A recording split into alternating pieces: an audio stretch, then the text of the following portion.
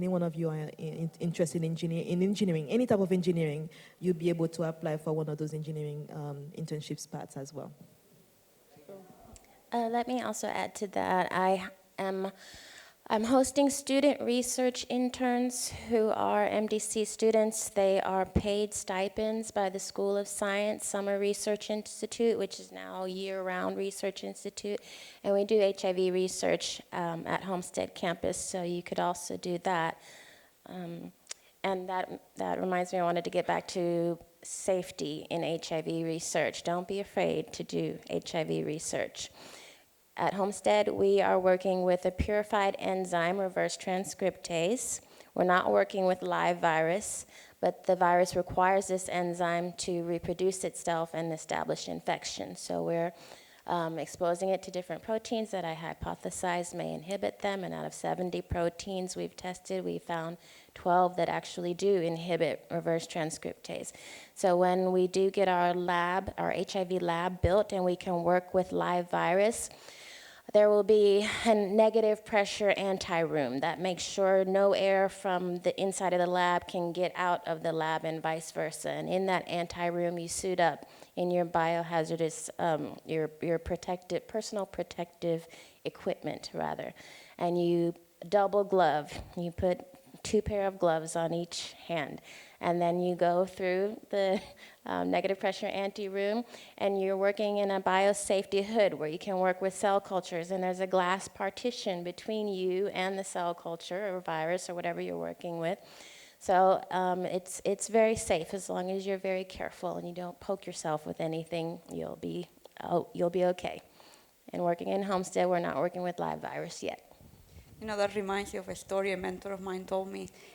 He had a microbiology and biochemistry lab, and he said at one point in his life, a student of his brought the mother to give her a tour of the lab, and they had toothpicks for bacterial prey streaking.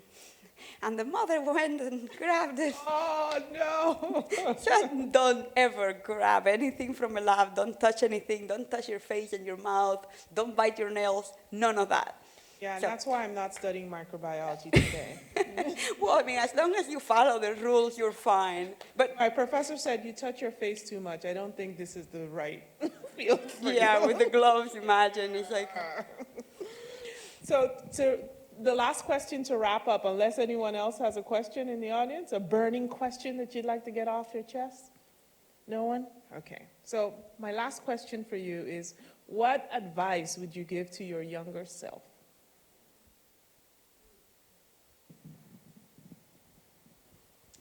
Hold to the 10-year objective plan much more closely. Yes, it's true what your parents said about respecting your elders is true, but not all elders are to be respected. Some of them are tyrants and crazy people.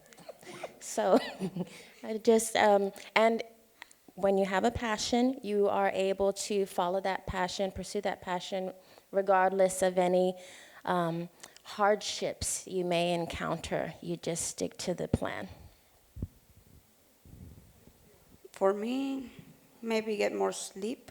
And I know I'm very serious about this. I sleep about 4 hours a day. Believe me, it takes a toll on you. And it's very important for your memory and cognition. It's important that you take a bit of time to be with yourself. Don't think of it as being lonely or not having company. Think of it as being in the company of yourself. Some of the best insights about your future, your goals, or whatever reflections you might have, or sometimes an invention. How many inventions has anybody come up with just by hanging out on their own? Just sit there, think, what if, right? Like this, give yourself the time to not be distracted by social media and not be distracted by friends and family and all of these things that we have going on in our lives. And think about cool, amazing, sci-fi stuff that you one day could turn into a reality. Dream. Take the time for yourself to do that, and you will be an amazing inventor. Awesome. Erika?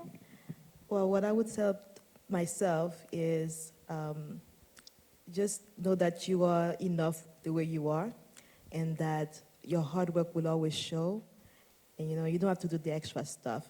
But definitely, maybe become that more assertive person sooner.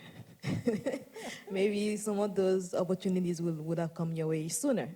But I think that's all, because I think I'm in a good place now, but I think it could have been those kind of things would have happened maybe sooner if I had kind of stepped up a little bit more. A little bit more. Well, thank you so much. Do you, Thank and you. have Thank any you. final words?